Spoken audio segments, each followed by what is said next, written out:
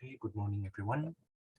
Today I will go over, this is our first lecture, and I plan to go over section 1.1, 2.1, and then 2.2. Now you will see that I changed the order of our textbook a little bit. Instead of going over chapter 1 and then chapter 2, I will do 1.1 first, and then I will finish up chapter 2, and then I go back to 1.2. Okay, easier to explain the idea of trigonometry that way. Okay, let's start with this 1.1. Here we will introduce ourselves to some basic terminologies and some basic computations. Section 1.1 is on angles, degrees, and special triangles.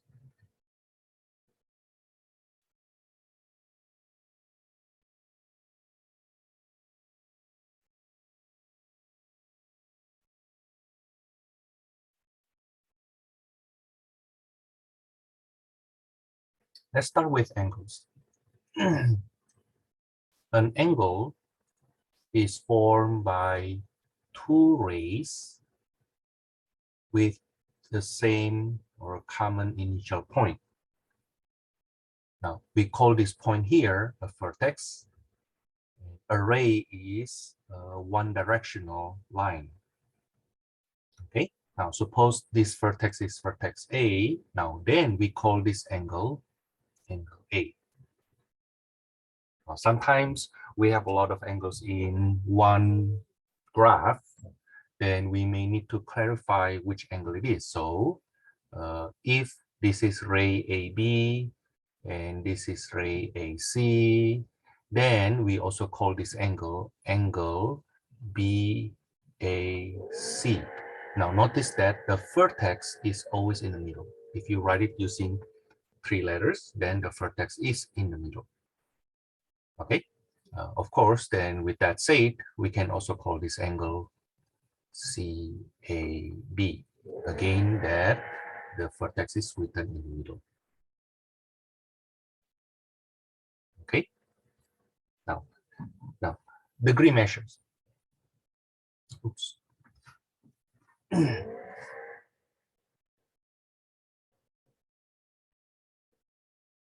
Now we know one full cycle, I should say, actually gets 360 degrees, right? This is 360 degrees for one full cycle. Therefore, if we have a straight line, then the angle is 180 degrees. Right? You will see that later on, we also call this angle a straight angle, okay, because the angle form 180 degrees. Now, another well-known angles, the 90 degrees, we call that right angles. Therefore, it has this special notation here. Right? It's like a square, maybe you can call it a rectangle, but it's actually closer to a square. Now, if you see that notation, it means the angle forms 90 degrees. Okay, we also call this right angle where the lines are perpendicular. Okay, now an angle that is less than 90 degrees is called obtuse angles. I'm sorry, acute angle. If this angle is less than 90 degrees, we call that acute angle.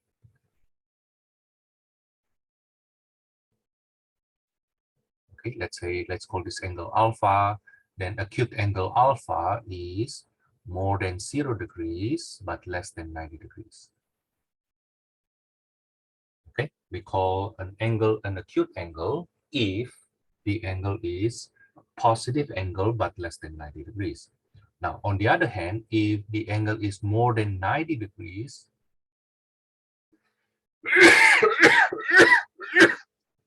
yet less than 180 degrees,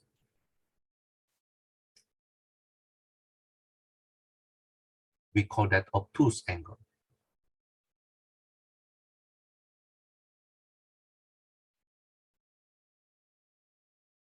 Okay, the angle that is more than 90 degrees, yet less than 180 degrees.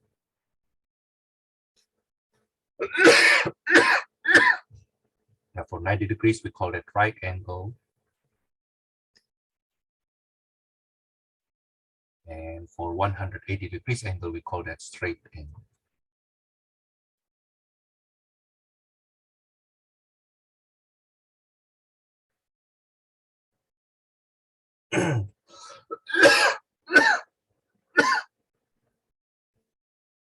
Okay. So for example, if we see, actually, let's do more. Some terminologies. Definition. Angles A and B are called or said to be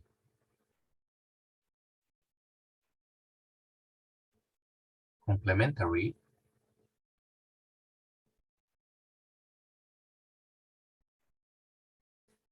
if the sum is 90 degrees. Okay. In other words, A plus B equals to 90 degrees. Okay. Actually, we can go on. Angles A and B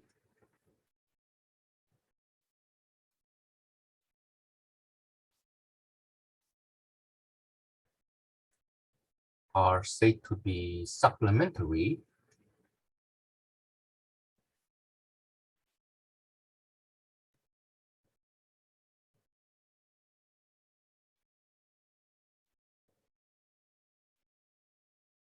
if the sum is 180 degrees. Okay, so A plus B equals to 180 degrees. Okay, now let's do some exercise from our textbook just to clarify.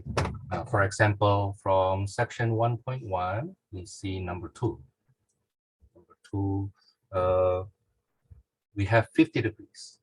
Is this angle an acute angle or obtuse angle? Now, since it is less than 90 degrees, positive but less than 90 degrees, then we call that an acute angle.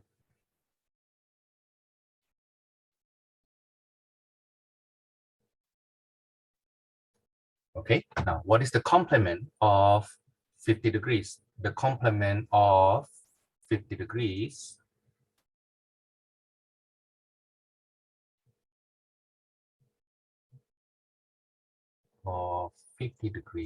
is, well, the one that add up to 90 degrees, right? Add that up to 90 degrees is 40 degrees. How do we get that 40 degrees? It's 90 degrees minus 50 degrees equals 40 degrees. Okay, now, and then how about the supplement? The supplement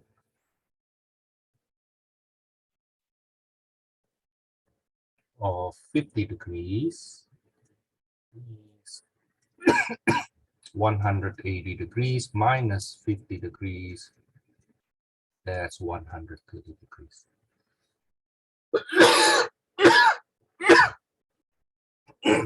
Okay. That's for number 2. How about number 6? Number 6, if we have 160 degrees, because this is more than 90 degrees but less than 180 degrees, we call this an obtuse angle.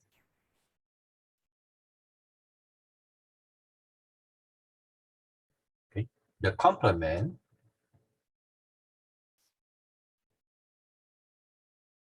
well, because this is already more than 90 degrees, right? Okay. Already more than 90 degrees. So the complement must be a negative angle, 90 degrees minus 160 degrees equals to negative 70 degrees. Okay, later on we'll see more about what does this negative 70 degrees mean. But for now, we just take it as by faith that there's such thing called negative 70 degrees angle. Okay, the supplement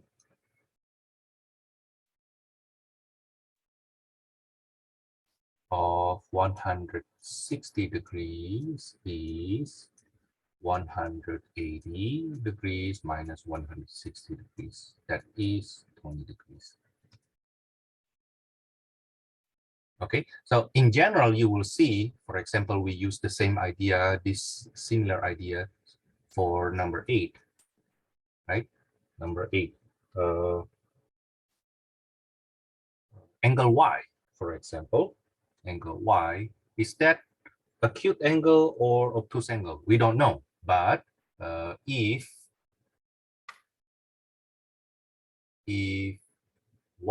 angle Y is between 0 to 90 degrees, then we call that acute angle, right? If it is between between 90 degrees to 180 degrees, then we call that obtuse angle. Okay, the complement will be 90 degrees minus Y. The supplement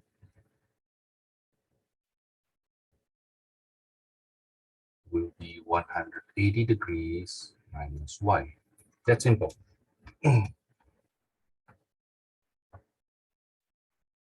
Okay, let's go on. Number 10 from this section again, 1.1. Again, for this class, you need to do a lot of exercises such that you can remember some basic ideas. Okay, so what happened is in number 10, we have this triangle here, this figure here. They call this angle A, vertex A, and then vertex B here, vertex C, and we have an altitude. We call that D here, and this is called angle alpha for this part here, and they call this angle beta. Now for number 10, the question is find B if beta is 45 degrees. Find angle B, this is angle B here, if beta is 45 degrees. But you see that it is in the right triangle, right? This is D here. This is beta, which is 45 degrees. We know the sum of the interior angles in the triangle is 180, such that if you already have one right angle, then the other two angles must be complementary. Okay, because they need to add up to 180 degrees, right? Okay, so angle B must be 90 degrees minus 45 degrees. So angle B is also 45 degrees. Okay, now we will use the same picture for number, you know what, let me change this to be here. This is number 10 here. But number 12 will refer to the same picture.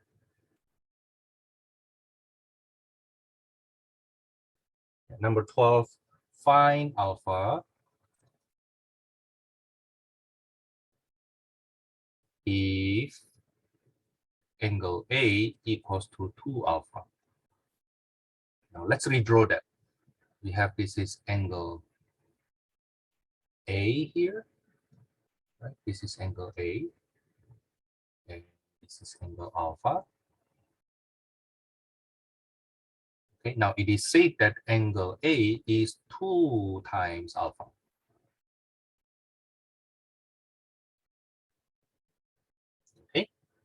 Angle A is 2 times alpha. Now, at the same time, we know that these are two angles in a triangle, and the other angle is already a right angle. So the sum of the other two angles we have earlier, alpha and A, alpha plus A must be 90 degrees, right? Okay, and we know angle A is twice alpha. With a bump, with a boom, 3 alpha equals to 90 degrees. So alpha equals to 30 degrees. Okay, that's for number 12. And number 14. Here, number 14. Again, it refers to the same picture there. It says that alpha plus beta is 80 degrees. Alpha plus beta is 80 degrees. And A also 80 degrees. Okay, A also 80 degrees. Now, what is angle B? Now, but notice that in this triangle here, so let's redraw it, right? Okay, and then angle A is 80 degrees.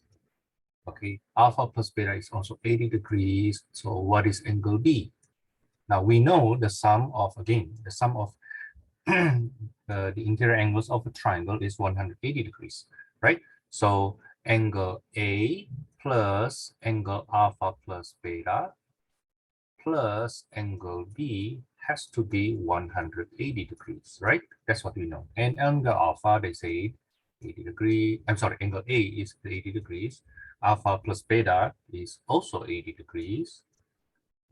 Then find out angle B. Write the equation down first. Don't try to solve right away. You know, there's no need. And you have nobody to impress by showing your work very, very short and just suddenly get the answers. Okay. You want to impress anybody?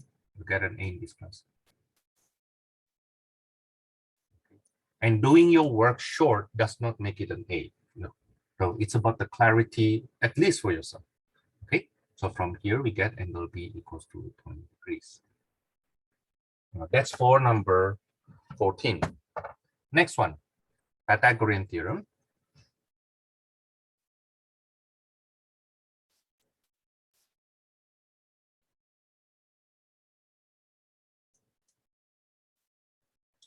That says that if we have a right triangle, let triangle ABC be a right triangle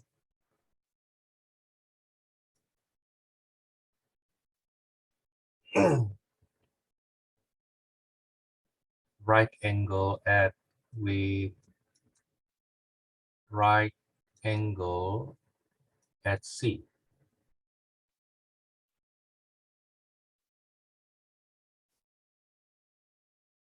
Let's redraw it. So let's say we have this right triangle. Okay, right triangle, right angle at C. And let's call this vertex A and vertex B. Now pay attention to the way we name a triangle. If the vertices are ABC like this, then the way we name the opposite sides will be the lowercase of the vertex. So for example, this is the side opposite of vertex A, right? Okay, so we call this lowercase a. That's the length of the opposite side of vertex A. Okay, now this side here is opposite of vertex B. So we call this side B, lowercase b. Now the hypotenuse, which is the opposite of a right angle, in this case angle C, is lowercase c. Okay, that's the way we name a triangle. Now, by the way, that's a convention though. In other words, that's something we need to know from trigonometry. It's supposed to be from geometry already. Okay, that we will use in math. Okay, Now it says the following. Suppose we have this right triangle with right angle at angle C. Then the sum of the squares of the legs of these right triangles equals to the square of the hypotenuse. Now, we have done this already in my introductory videos. Let me show you where's that. Second, if you go to my announcement number 3, then there are actually 4 introductory lecture videos for you to watch there. Okay, now I want you to watch this. Actually, I wonder why this is so.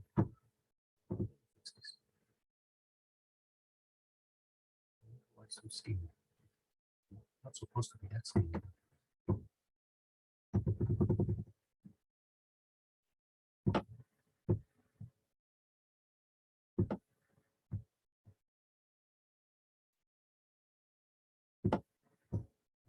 It's supposed to be.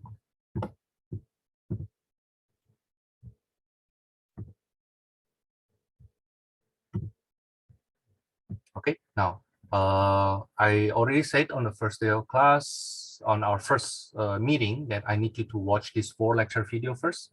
Okay, because we need this. Okay, the earlier you understand these 4 lecture videos, which we will use a lot throughout this course, the earlier you understand this, the better you are.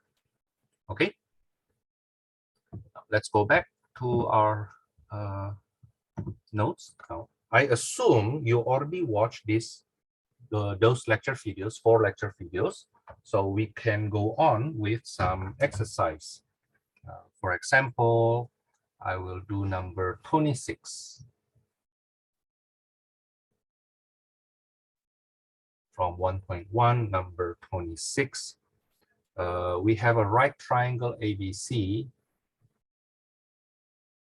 with angle C equals to 90 degrees. Okay, number 26, we have, every time we do the geometry problem, trigonometry problem in this case, draw the triangle. Okay, draw the triangle. At least, well, if you say that you are a visual person, then you better try to visualize that. Okay, let's say this is A, this is B, and the right angle is angle C. It says that side A equals to 6, side B equals to 8. What is side C? Okay, side A is the side opposite of angle A. So because this is angle A, then the opposite of that is side A. Is it okay?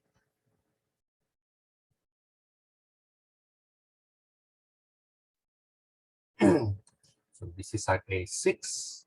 Opposite of angle B is side B. This is 8. Find out C. Okay. Now C squared equals to A squared plus B squared. Write down the formula first. Make it a habit. 6 squared plus 8 squared. That's C squared equals to 36 plus 64. C squared equals to 100. So C equals to 10. Okay. Now, if you happen to remember the Pythagorean triple, now notice that one of the basic Pythagorean triple is 3, 4, 5, right? Okay. Now, if you double this, you will get, if you multiply by 2, you'll get 6 and 8, not on the hypotenuse, right? So the hypotenuse must be 10, right? Okay. So this happened to be a Pythagorean triple. Okay. Now, I am not saying that if you have a side, two sides of a triangle 6 and 8, then the other side must be 10. That's not what I'm saying. Okay. That's not what I'm saying. Because you may have a triangle like this is 8 and this is 6. So this one is definitely not 10, right? Okay.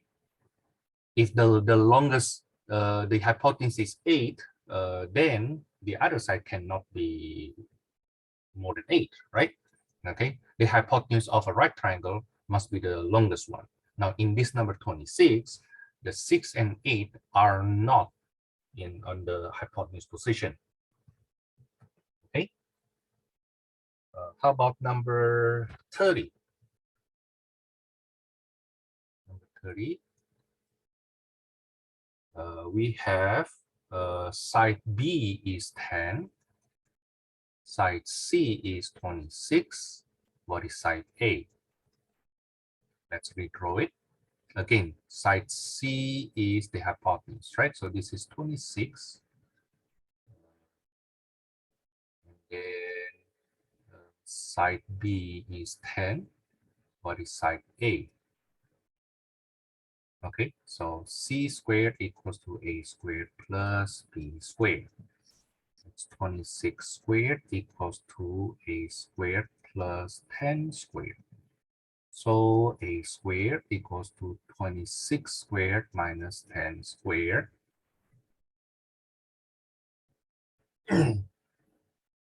Okay, what is 26 squared?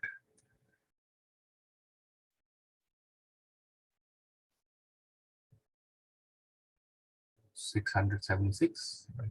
676 minus 100 equals to A squared. So A squared equals to 576. Oops, 576, which is 24 for A.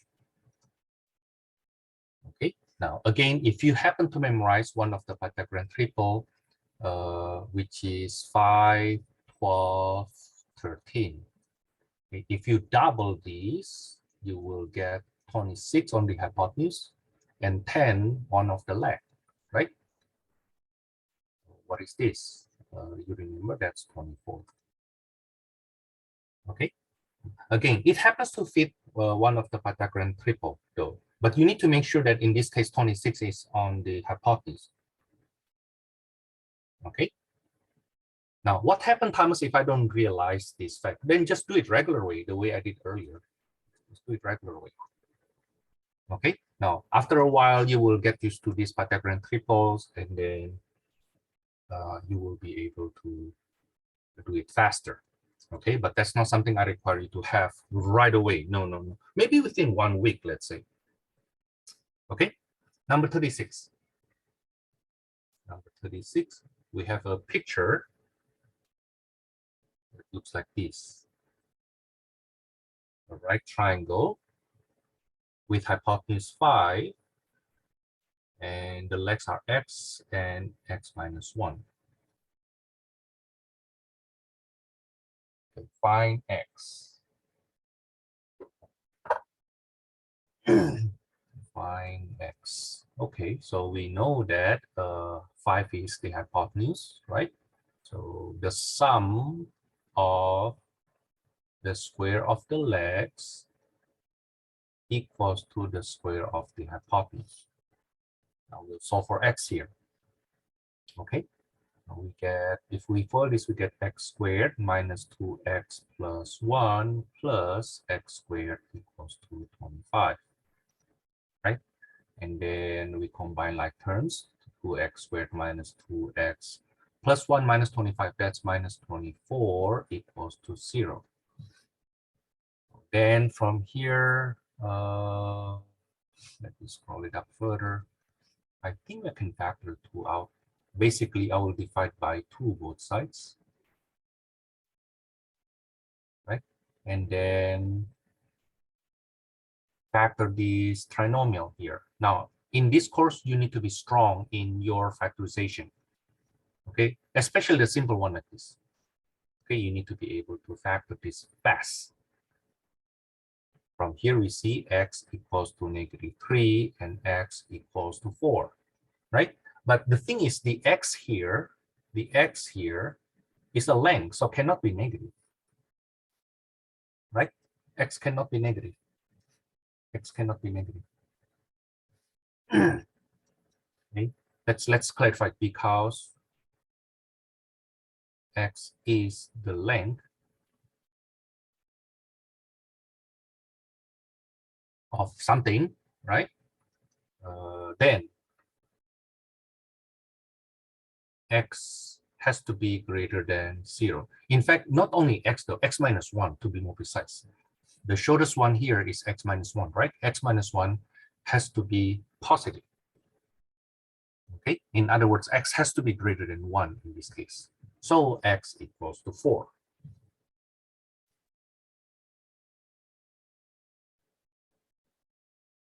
Okay, that's for number 36. How about number 38? This is a harder question, I think. But let's give it a try.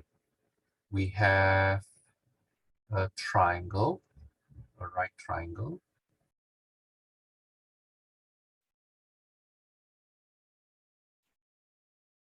Looks like this on our number 38. This is angle A, right angle at angle C, B here, and then D here. I'm sorry, D here.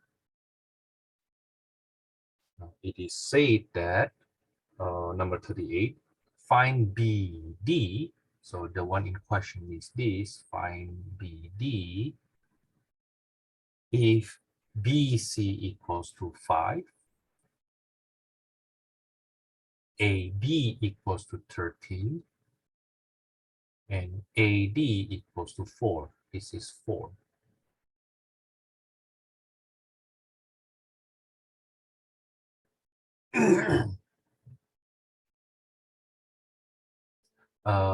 I think we can do this first. Let's plan something. Okay. Notice that this question mark here is the hypotenuse of this right triangle, the one I mark here. That's the hypotenuse of this triangle, right? Okay. So for us to find the hypotenuse of that triangle, I need to find this guy first. Let's call this x here. Okay. Now, on the other hand, we have a right triangle, which we know the hypotenuse and one of the side. We can find side AC using that, right? Okay. So let's do that first. Let's do that first. So we say that AB squared equals to BC squared plus AC squared, right? That 13 squared equals to 5 squared plus AC squared. Now you will see this is actually one of the basic Pythagorean triple. You solve it yourself, okay? You will get AC equals to 12. Now, because AC equals to 12, and at the same time, AC is 4 plus X, right? Take a look at the picture. This is our AC now. This is 12, right? Part of that is 4. This is 4. So the other part must be 12 minus 4, right? X equals to 8. Now, BD is the hypotenuse of CD, which is x squared plus BC squared. Is that right? Now, BD squared equals to CD, which is our x, which is our 8 squared plus 5 squared. BD squared equals to 64 plus 25, that's 89. Now, that's BD squared. So what is BD itself? That's square root of 89. Now, in my class, if you get this kind of answer, just leave it like that. You need to simplify if possible. Okay, but when I say simplify, it's not. It is not to convert that to decimal. No. What I meant is this. Suppose the answer you get is square root of 90 instead of square root of 89. Then this is actually square root of 9 times 10. Which is 3 square root of 10. That's what I meant by simplify.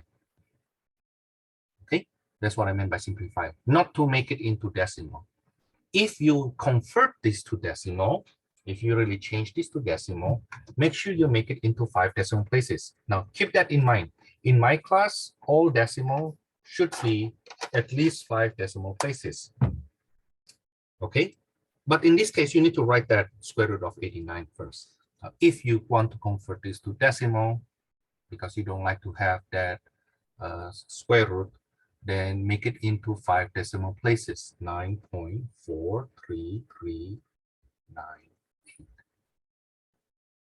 Okay, and because we do approximation, this is not the exact solution. Use the rounded approximated notation, not precisely equal. Okay, now that's for section 1.1. Your suggested homework from here will be, now suggested homework is a homework that I suggest you to do. What happens if you don't do it, and it's your loss, right? How do we know that you know or you already master a topic or sections? Well, by put yourself into practice. Okay, please don't think, oh, Thomas, I know this is easy, I don't need to practice. No, I mean, you claim that it is easy, you claim that you know it, but there's no evidence to support your claim until you actually do it yourself.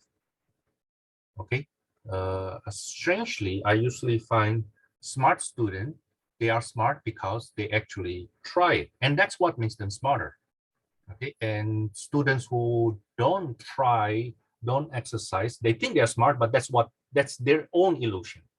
Okay, I mean, you can claim anything about yourself, but none of them are true. Okay, I strongly suggest you, okay, speak with evidence. Now, if you don't have evidence, then make it yourself, right? Smart people will do exercise. Okay, I strongly suggest you to do this exercise, even though you don't need to turn this in. Suggested homework is not to turn in. That's just my suggestion. Then once you do this suggested homework, if you have any question, ask me during my office hour, okay? Or during my class time, because my class time basically the big office hour already. Okay, now this is for 1.1. Let's go on to section 2.1.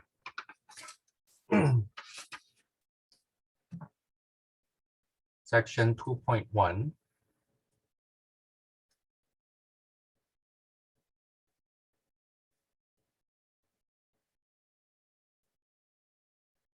Our textbook called this definition 2. Well, for me, this is actually the first definition. But let's just follow what our textbook says. Definition 2 of trigonometry function. Again, I prefer this to be the first one. They call this right triangle trigonometry.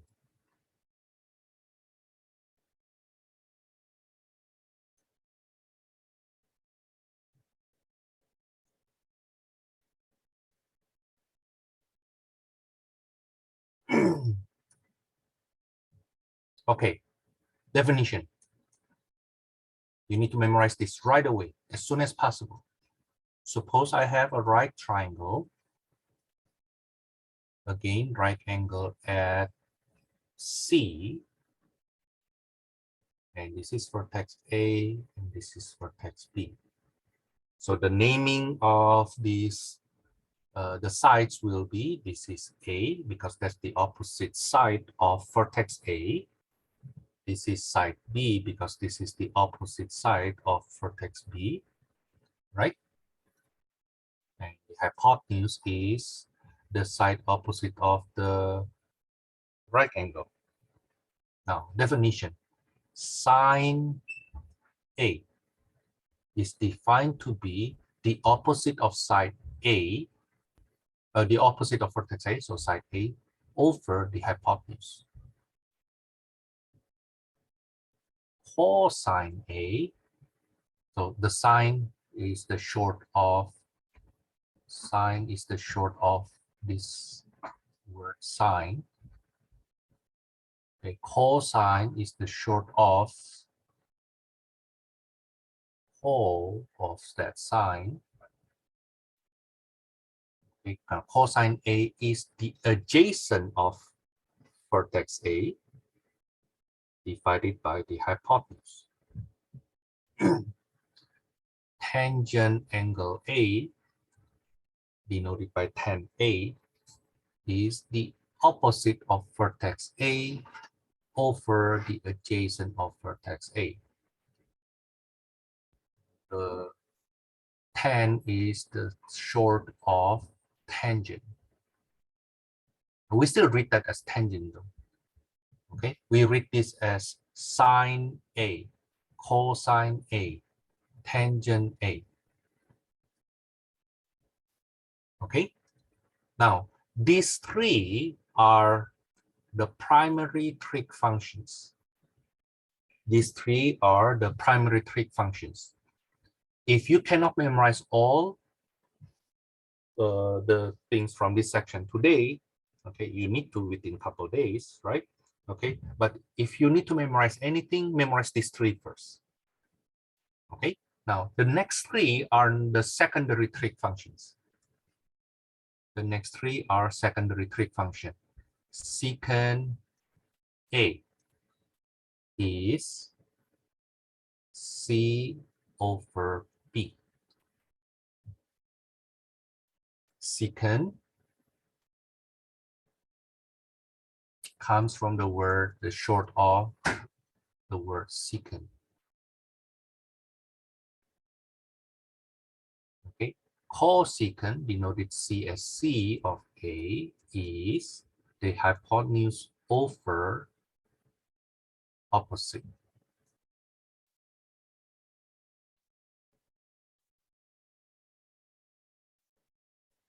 CSC is the short of cosecant.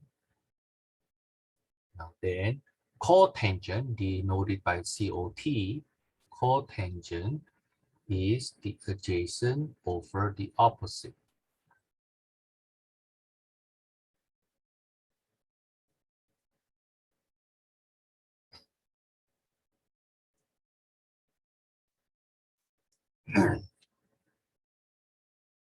Okay, now let's do an example. This part is actually quite easy. This part is actually very, very easy. For example, we see number 4 from our textbook.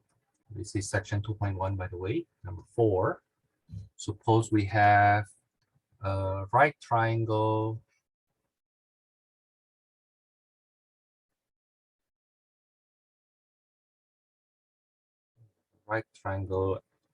with angle C as the right angle, and then side A is 3, side B, which is the opposite of vertex B, is 2. Now, and we want to find what is sine A, cosine A, and tangent A.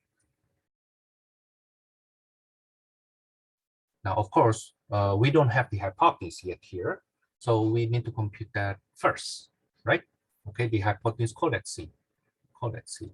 C squared equals to 2 squared plus 3 squared, which is 4 plus 9. Okay, so C squared equals to 13. Consequently, the C is equal to square root of 13. Supposed to be plus minus, but because this C is for the length, we only take the positive branch. Okay, now sine A, this is angle A here, right? Sine A is the opposite of A over the hypotenuse. Okay, that's the value of sine A. Now, of course, we don't leave radical on the denominator, so we multiply the top and the bottom by radical 13 to rationalize that. Now, you learn this in algebra 2 or intermediate algebra, right? So this is equal to 3 square root of 13 over 13. Okay, now cosine A is the adjacent of A, side A, I'm sorry, the adjacent of vertex A over the hypotenuse. Okay, with the same trick, we rationalize the denominator, we get 2 square root of 13 over 13. Now, tangent A is the opposite over adjacent. Now, if we go on with the secondary trig functions, secant A is the hypotenuse over the adjacent. Oh, by the way, you will see that secant A is actually the reciprocal of cosine.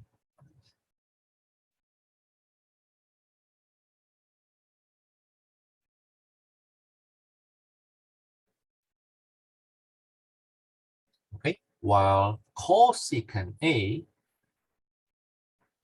is actually the reciprocal of sine A. Okay, square root of 13 over 3. That's why we call that secondary, because we don't really need that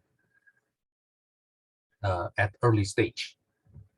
Now, cotangent A is the reciprocal of tangent.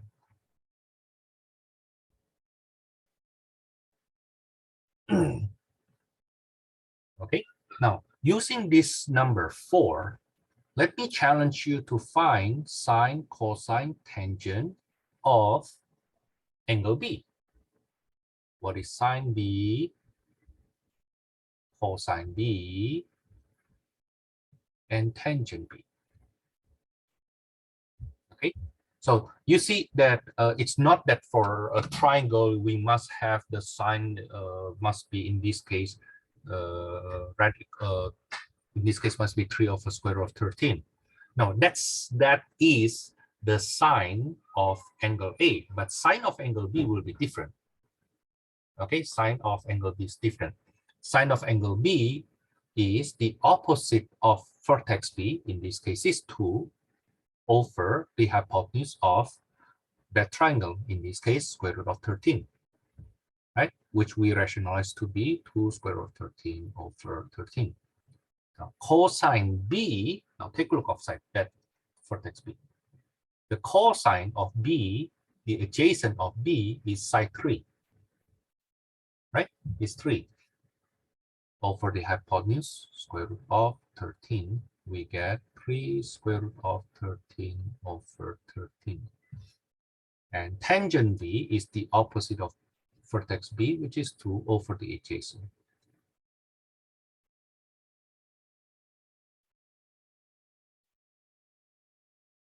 Okay, you can go on with the secant, cosecant, and cotangent B. Let me just do it. Okay, so secant of vertex B, angle B, the secant is the hypotenuse over the adjacent of vertex B. Cosecant of angle B is the hypotenuse over the opposite of side B, opposite of vertex B. And cotangent of angle B is 3 over 2, adjacent over opposite. Okay. Now, the second idea from this section is the cofunction definitions. Definitions. Cosine is the cofunction. It's just named cofunction of sine. Cosecant is the cofunction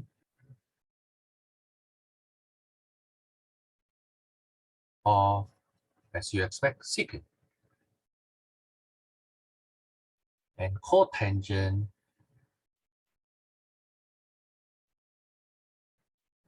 is the cofunction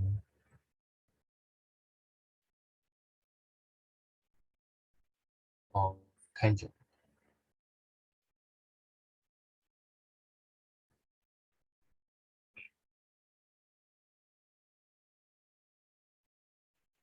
Okay, from the naming you can tell, right? But what is the reason they name it that way? Because they are related by cofunction theorem.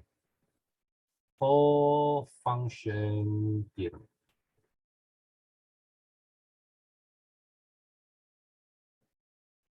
Cofunction theorem says the following. If A and B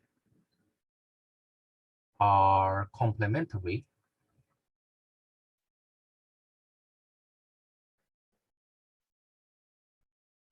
means they add up to 90 degrees, then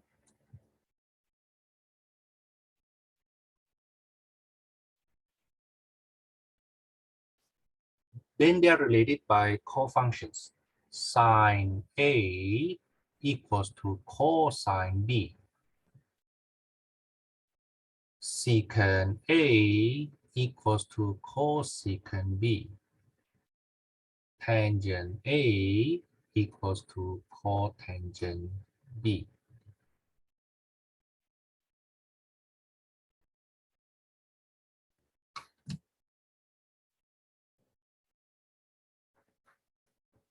Okay.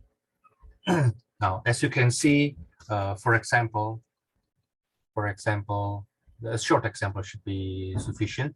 Like, for example, if I say sine 40 degrees equals to cosine what? Well, what is the complement of 40 degrees? It's 50 degrees. They need to add up to, I'm sorry, they need to add up to 90 degrees.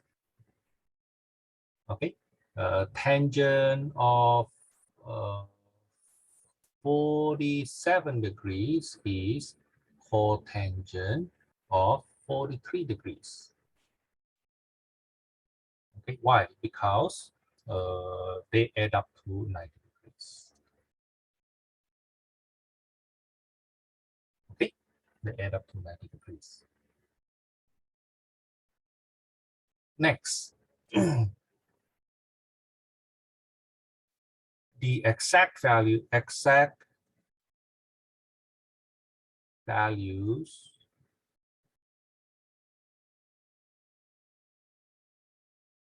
or I think I should say exact trig values, trigonometric values, trigonometric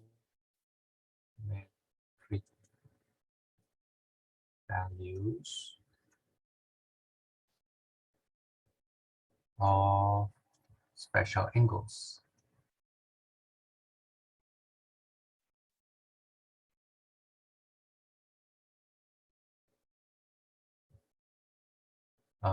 This one, I need you to go back to that introductory videos. Let me show you which one I'm referring to. The one here, the last video, of these 4 introductory videos, the last video, you need that. Okay, the last video, you need this to come up with this result. Instead of repeating that, I just refer to that one. Okay, we need the following. We need the following. Sine 30 degrees equals to 1/2. Cosine 30 degrees equals to radical 3/2. Tangent 30 degrees is 1/radical 3, which rationalized to be radical 3/3. Memorize this as soon as possible. The earlier you memorize this, the more likely you do well in this class. Okay, sine 45 degrees is radical 2/2. Okay, cosine 45 degrees, that's also radical 2/2. Actually, you know what? Let me give you the original number first. It's 1/radical 2, which rationalized to be radical 2/2.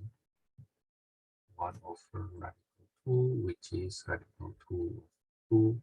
And then tangent 45 degrees equals to 1. Now, if you ask me, Thomas, where to get these numbers from, then I will refer you back to these lecture videos here, the last lecture videos, introductory lecture videos. Okay, there are 4 introductory lecture videos. The last one, okay, make sure you watch them.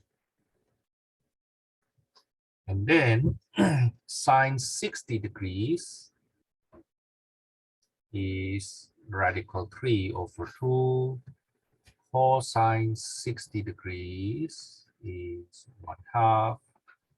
Tangent 60 degrees is radical 3. Okay, memorize this, the sooner the better. Now, of course, from here you can go on with the the secant, cosecant, cotangent. Okay. And so for example, secant 30 degrees is the reciprocal of cosine. 2 over radical 3 is 2 radical 3 over 3. Cosecant 30 degrees is the reciprocal of sine. That's 2 over 1 or simply 2. Cotangent 30 degrees is the reciprocal of tangent, which is simply radical 3. Secant 45 degrees is the reciprocal of cosine. Cosecant 45 degrees is the reciprocal of sine. And cotangent 45 degrees is the reciprocal of tangent. Okay, reciprocal of 1 is just 1. Secant 60 degrees is the reciprocal of cosine 60 degrees. Okay, cosecant 60 degrees is reciprocal of sine 60 degrees. That's 2 over radical 3, which rationalized to be 2 radical 3 over 3. Now, tangent 6 degree is radical 3, right? So cotangent of 60 degrees is the reciprocal of radical 3, which rationalized to be radical 3 over 3. Okay. Now, I strongly suggest you to memorize this at least the primary one. Okay, the primary one.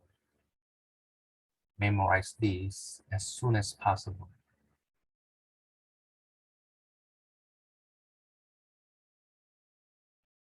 ASAP. Okay, the earlier the better. The earlier the better. Okay, the secondary trig values, the secant, cosecant, cotangent, you can do it later. Basically, I say it this way. Okay, you won't be able to memorize the trig values or special angles for the secondary one, the secondary trig functions, if you don't even memorize the primary one. You have to memorize the primary first. Okay, you need to memorize the primary first. Okay, we are done with this section. So suggested homework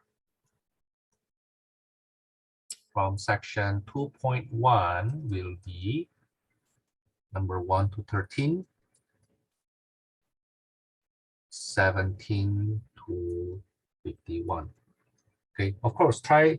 I will not know if you actually do all of them. Like, just do the odd ones. You don't need to do the even ones. Try, do the odd ones, and then you check at the back of the book, right? You don't need to do all of them.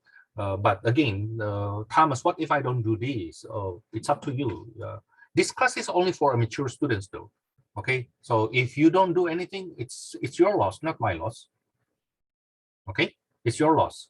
Okay, if later on then you realize that you don't know this, you don't know that, at that time then you need to come back to this section, right? But at the time, by the time you come back to this section, it may be too late, because what, we are way too advanced at that time. Okay. So if you don't do what you are told to do now, okay, then I don't know how to help you further. Okay, yeah, even if you actually do what I told you to do, there's still a chance you are not successful in this class, but at least you do what you need to do, right? Okay, what happens if you don't do what I told you to do? Then the chance will be much less, right? Okay, now let's go on. I will take a little break. I come back in 10 minutes. Okay, let's continue to 2.3. Now, this 2.3 here, we will use a lot of calculator on the second part. Now, this 2.3 consists of two parts. The first part is on decimal degrees.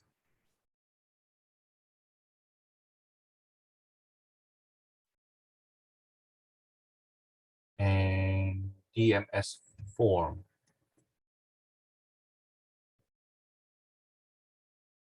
This DMS, by the way, stands for degree, minutes, seconds.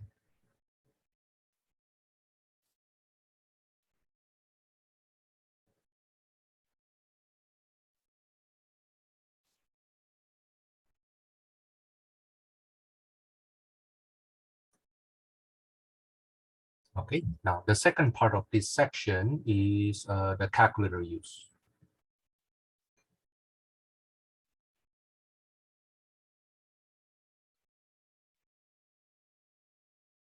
How we use calculator. Okay, now let's start with this DMS form first. Part A, decimal degrees.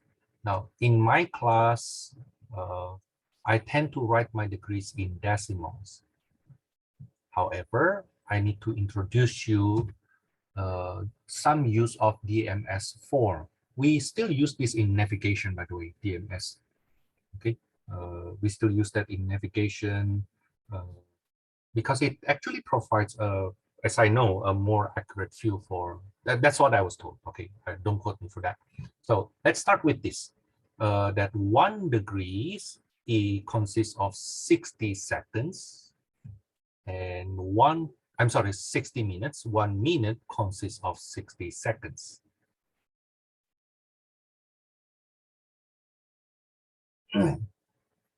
Okay, so for example, call this example 1. What is 48 degrees 49 minutes plus 72 degrees 26 minutes? Now, if we add them, we will get, so we add the degrees with the degrees, right? I think that's 120, right? That's 120 degrees. And then when we add the minutes with the minutes, we will get, what's that, 75, right? But this 75 minutes is already more than 63 minutes, right? More than 60 minutes. So I will rewrite this as, I will rewrite that as 120 degrees plus 60 minutes, which is 1 degree, 15 minutes. See that?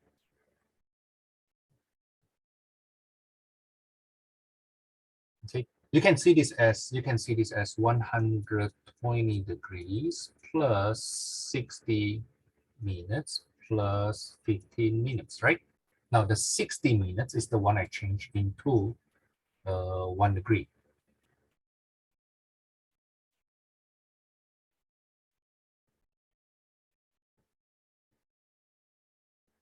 Okay. Now then, together with the degrees, the remaining degrees, this 1 degree, now I combine that with the degrees. Okay, so I end up with 121 degrees 15 minutes.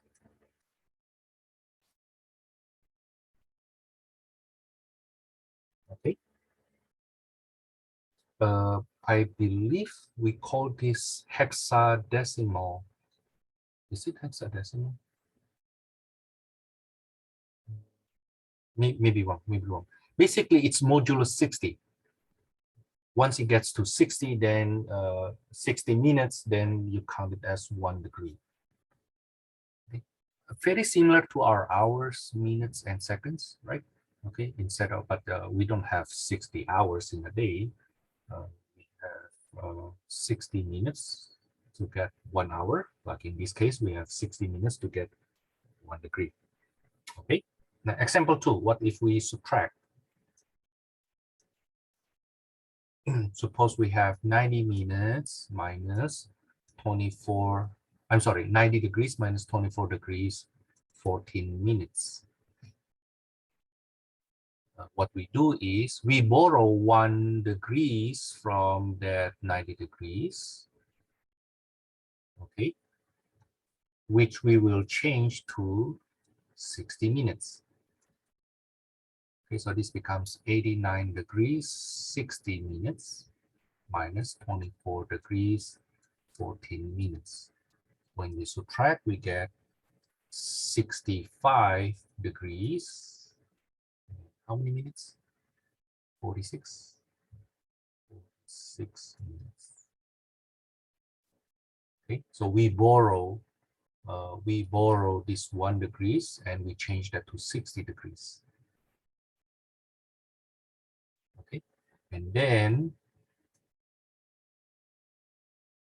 we subtract the degrees with degrees, minutes with minutes. Okay, I hope me coloring this makes you understand what I actually did. Okay, this is the crucial part here. I think let me mark it. In fractions, we call this borrowing. Right? So I borrow 1 degree from that 90 degrees and change that 1 degree into 60 minutes. Okay. Now, furthermore, how do we convert from decimal degrees to DMS, vice versa? So suppose I have 27.24 degrees. What is that in DMS style, DMS form? Now, the way we do it will be as follows. I take that 0.24 degrees separately. So this is 27 degrees. So we get the degrees, okay? And then we have that 0.24 degrees, which I will multiply by 60 minutes.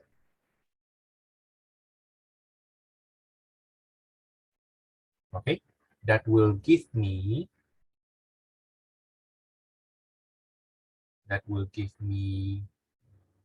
14.4 minutes. Yeah, you can use your calculator. 0.24 times 60 gives us 14.4. To be more precise, actually supposed to be as follows. This is 60 minutes per 1 degree. So the degree sign cancels, right? Okay. Now then, from that 14.4 minutes, I separate the 0.4 again. So 27 degrees plus 14 minutes plus 0.4 minutes times 60 seconds per 1 minute. Okay, so then we get 27 degrees, 14 minutes plus 24 seconds. Okay, so the DMS style of that 27.24 degrees is 27 degrees, 14 minutes, 24 seconds.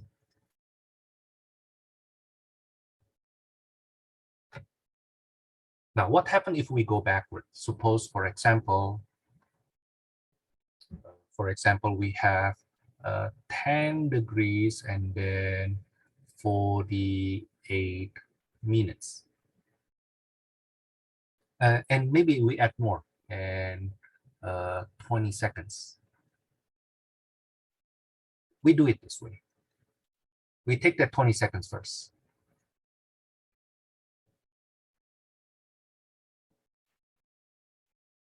Divide it by 60. Divide it by 60 to make it 1 minute. You will get that's 10 degrees, 48 minutes plus 0.33333 minutes. Okay. Remember in my class, you round it to 5 decimal places. Okay. And then you put this together, 10 degrees plus 48.3333 minutes. Now divide that by 60 minutes to make it 1 degree. Okay, so 48.33333 divided by 60 give me 0.805555 minutes. I will round it to 5 decimal places. So this is 10.80556 degrees. Okay, that's how we do it. Now that's for conversion from decimal degrees to degree minute seconds and degree minute seconds to decimal degrees. Now I can say that we don't really need this, to be honest with you, because most of the time, even in our textbook here, we use decimal degree style. We use this style instead of this style. We don't really use this. We don't really use this unless we go to navigation. Okay, so if you plan to be a pilot, okay, or be a captain of a ship, then you will need to know that. That of course, but by the time you get there, they will train you especially with that PMS style. But for now, we focus on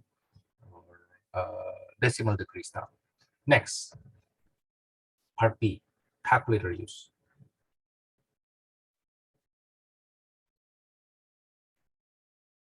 We learn how to use calculator right now. Okay, now we use degree measure in this class for now. Later on, I will introduce to you, when we get to chapter 3, I will introduce to you radian measure. Okay, we will learn to compute some trig value of not special angles. For example 1, part A, how do we compute cosine 37.8 degrees? Now, the calculator I have on my computer, on my laptop, is TI-84. Now, you're supposed to use a scientific calculator. Now, however, if you happen to use graphing calculator, that's fine. Okay, just don't depend too much on that. Okay, now, how do we compute? How do we compute, for example, cosine 37.8 degrees? First, we need to check the mode. Make sure that our calculator is in degree measure. So you click mode. Okay, notice that on the third line here, I have radian and degrees, right? And the highlight is on the radian, it's supposed to be on degrees. So what I will do is I choose the degree and press enter. Make sure your calculator is in degree mode. Okay, now I clear that. Now I'm ready. Cosine 37.8, enter. That's 0.79016 if I round to 5 decimal places. 0. What's that? 79016. Okay. Part B. How about tangent 58.75 degrees? Get to our calculator again. I hope you see my calculator here. Okay. Tangent 58.75. Now, remember I told you that the mode has to be in degrees. Okay, even though I don't use degree notation here, our calculator already understands that that input as in degrees. Okay, 1.64795. 1.64795. Let me check again. The 5 is because I round to 5 decimal places, right? Okay, now notice that on our calculator, we have the function sine, cosine, tangent. Now, that's for the primary trig functions, right? Now, what happens if we have the secondary one?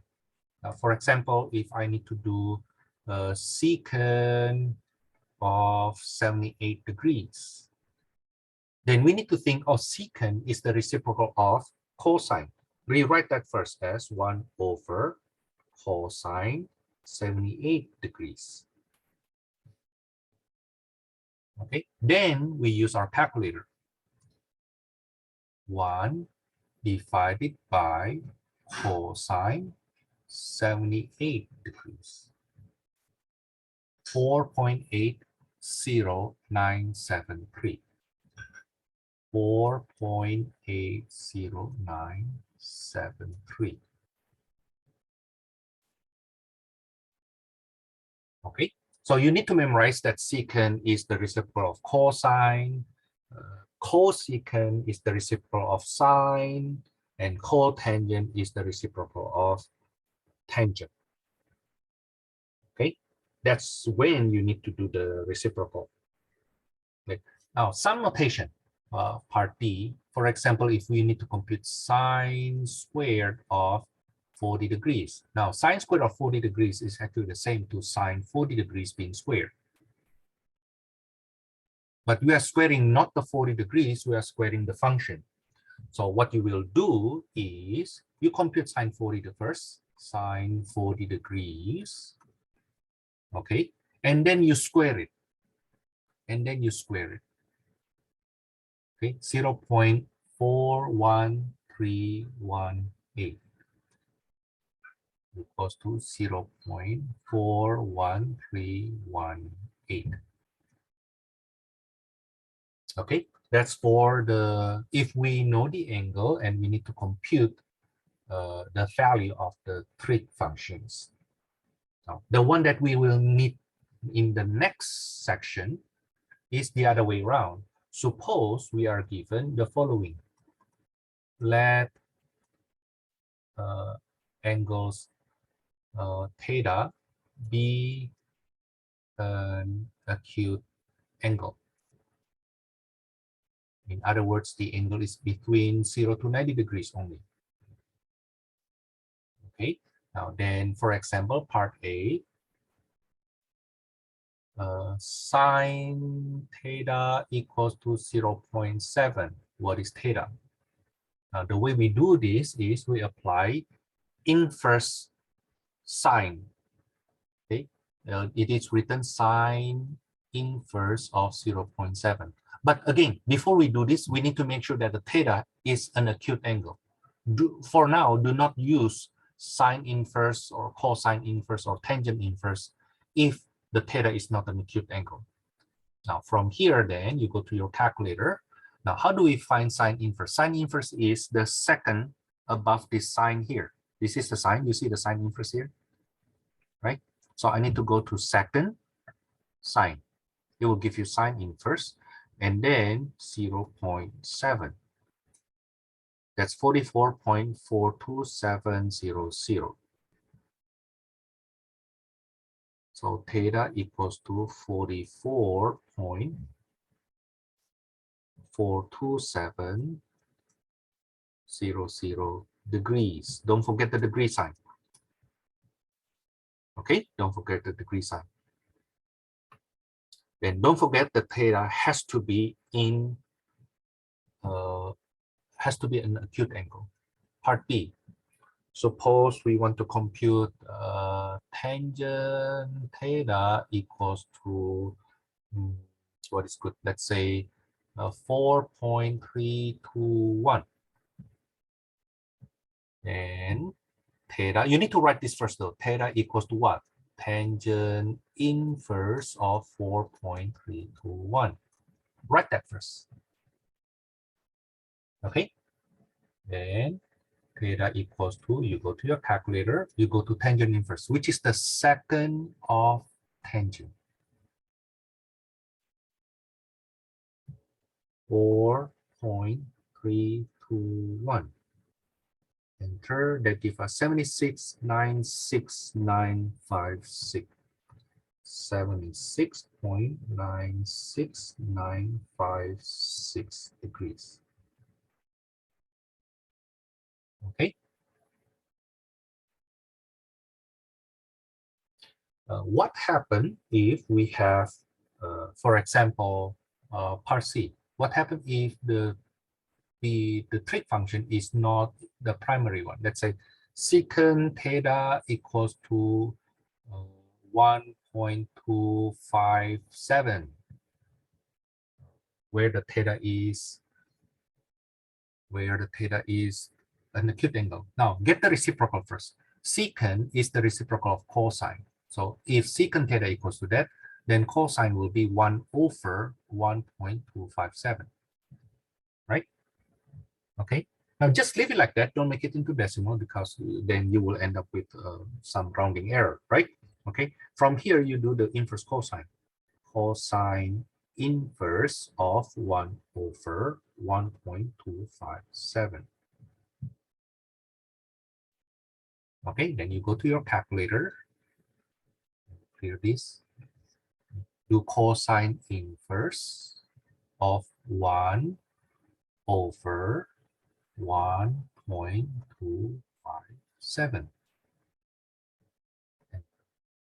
37,29324.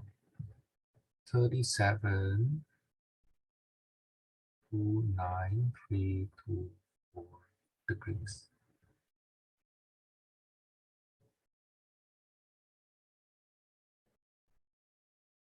Okay, let's do one more. Let's do one more. For the trig function, the secondary trig function, for example, cotangent theta equals to 0.0975. Then the reciprocal of cotangent is tangent theta, right? So I do the reciprocal also on the right-hand side. I don't need to compute that though. We will let the calculator to compute that for us. Okay? But we write it this way first. Okay, then theta is tangent inverse of 1 over 0.0975. Then we go to our calculator to compute the tangent inverse. Don't forget the second tangent, right? So that we get the tangent inverse of 1 over 0.0975. Okay, 84.43126. 84.4126 degrees. Let me check.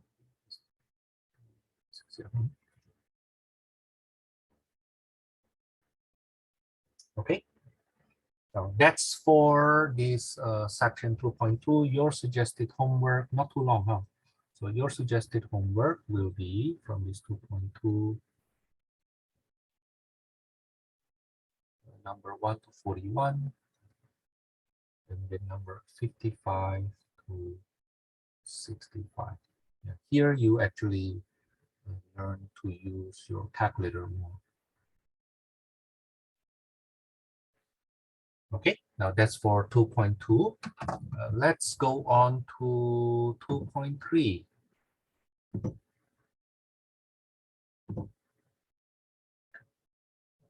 Section 2.3 is to solve right triangle.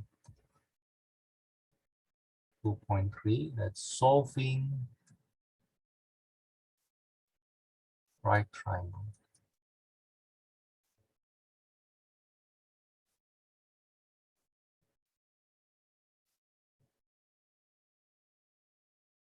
Now, what does it mean to say solve a triangle? A triangle consists of 3 parts. A triangle consists of, actually 6 parts, I'm sorry. A triangle consists of 6 parts. What are those 6 parts? We have 3 angles and 3 sides. Okay, for every triangle, it doesn't have to be a right triangle.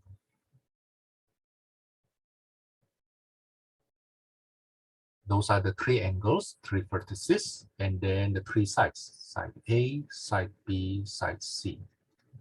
Now, solving a triangle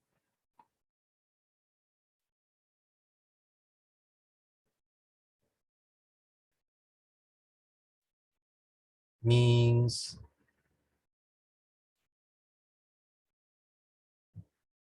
finding all angles and sides of that triangle.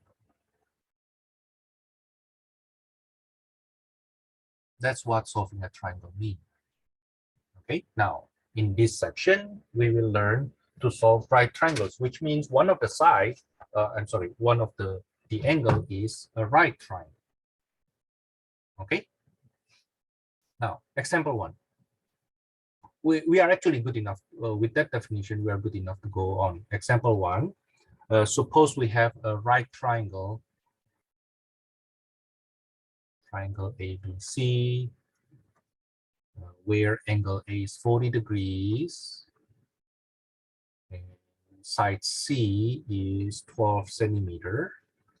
Okay, and right angle at C.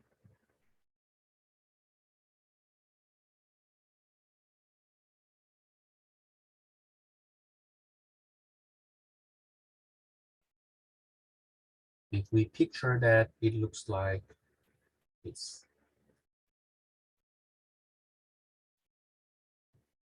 So this is angle A, angle B, right angle at C. Okay, angle A is 40 degrees. Side C is 12. Okay, now if we kind of like think of that as a diagram, think of it this way: like we have angle A, angle B, angle C, side A, side B, side C. Now we need to complete this. Think of it like you have this diagram that you need to complete. Okay. Now we already have side C to be 12 centimeter. Angle C is given, that's 90 degrees because that's right angle. Okay, and angle A is 40 degrees. Right? Now we need to find the rest. And there's no specific order which one you need to do first. Okay, then from here you need to be wise, which is supposed to be done easiest first.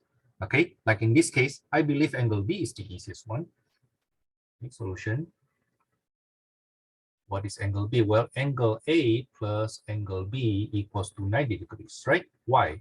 Because this is a right triangle with angle C as the right angle. So A and B must be complementary. Okay, if A is 40 degrees, then B must be, according to our computation here, B is 50 degrees. Okay, so let me make it use red color to show you that this is what we get. Okay. I usually use this notation for my work. I use B column to show that I'm working on angle B there. Now, let's say next we want to find side A.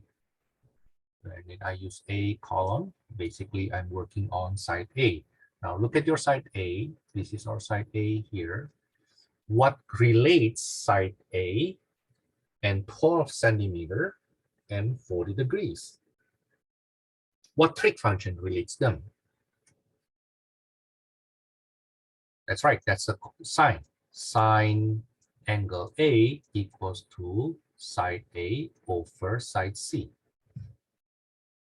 Right? Now plug in numbers. Sine 40 degrees equals to A over 12.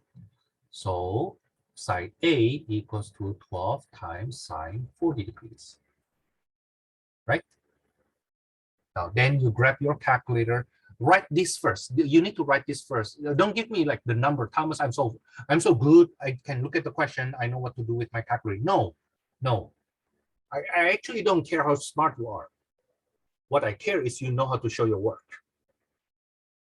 Okay, trust me, I see enough smart people and end up failing the class because they think they're smart enough not to write the work, and then later on they don't know what to write and they have nothing to write. In other words, these smart people think that because they are smart, they don't need to write it. And they don't realize that if they don't know it, they would have nothing to write anyway. Either way, they have nothing to write. Okay, learn to write. Okay, learn to write. Because later on you will see the way you think is really depends on how you write things. Okay, now we need 12 multiplied by sine 40. 12 times sine 40 degrees. That is 7.71345. That, so A equals to 7.71325. Let me check. 345711345.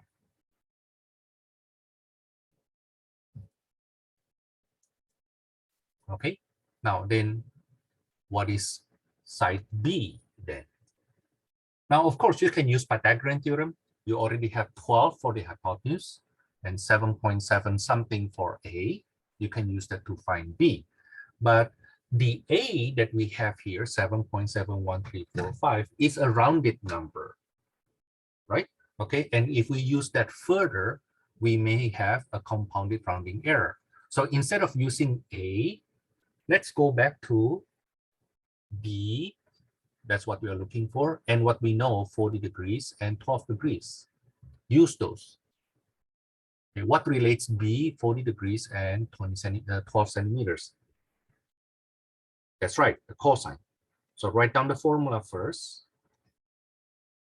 Cosine A is equal to side B over the hypotenuse. Cosine 40 degrees equals to B over 12. 12 cosine 40 degrees equals to B. So your B is equal to 12 cosine 40 degrees. It's 9.19253. 9.19253. Actually, centimeter. That's the unit.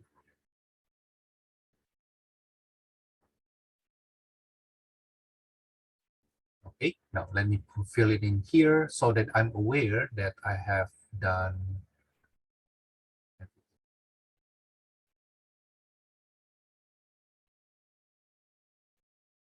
Again, we said that we already solved a triangle if we already find the value of these 6 components, the 3 angles and 3 sides. Okay, let's go on. Example 2.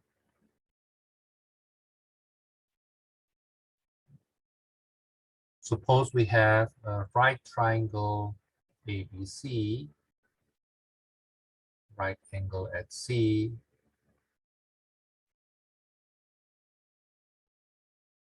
and we have side A equals 2.73, side B equals to 3.41. Let's picture that first. Always, every time you do problems, word problems, especially like this, try to sketch them. Okay, if this is my side A, I mean vertex A, vertex B, angle A and angle B, this is my angle C. My side A is 2.73, my side B is 3.41. Let's see the diagram. We have angle A. Actually, we don't know angle A. We don't know angle B. We know angle C is 90 degrees. That's given by the question. We know side A is 2.73 and side B is 3.41. Okay. Which should we do first? I think we can find side C, right? By Pythagorean theorem.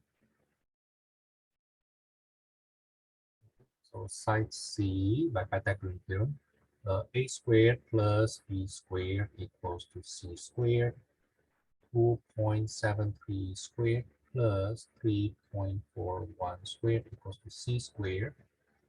Okay. 2.73 squared plus 3.41 squared equals to 19,081. 19.081 equals to C squared. So C equals to square root of that. Now remember in my class, 5 decimal places.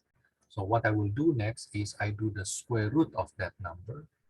Square root of the previous answer. I get 4.36818. 4.36818. That's my hypothesis. 4.36818. Okay, now how about side A? I mean, angle A. Now we know that angle A relates to what we are given here. The relation will be by tangent, right? By tangent. So tangent A equals to A over B. Tangent A equals to 2.73 over 3.41.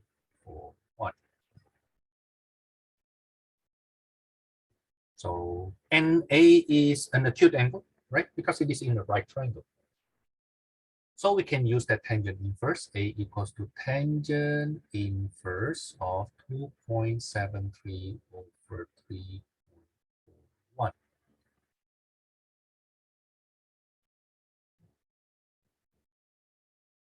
What will our A equal to? Go to our calculator. Tangent inverse of 2.73 divided by 3.41. We get 38.68029. 38.68029 degrees. Let me check.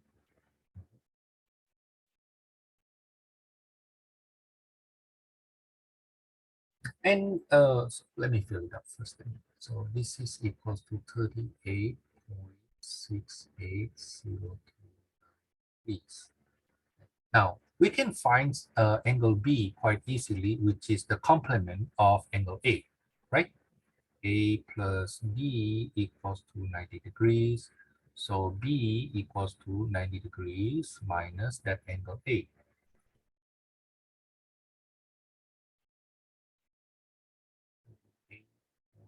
$68029 On my calculator, I get 90 minus that previous angle.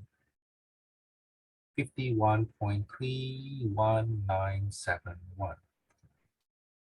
51.31971. Okay, now that's for angle B, and therefore we already solved this triangle.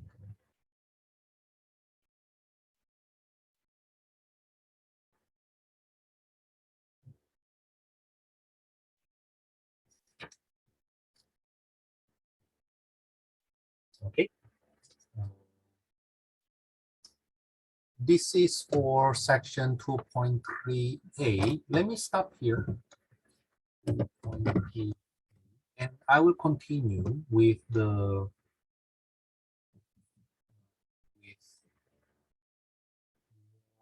later part of this section. But for now, I would like you to work on some problem first from here. I call that suggested homework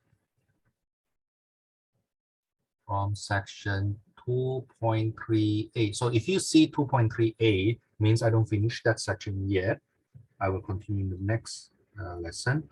But from now, I would like you to do some problems from our textbook. Okay, I would like you to do number 1. Actually, you can do most of this already. Number 1 to number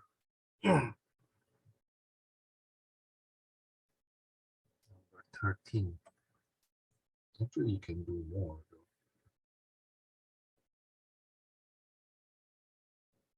Number 15 to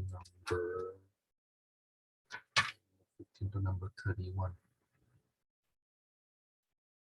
This is your suggested homework from this 2.3a. Now, in my next lecture video, we will continue from 2.3a, okay, and then go on with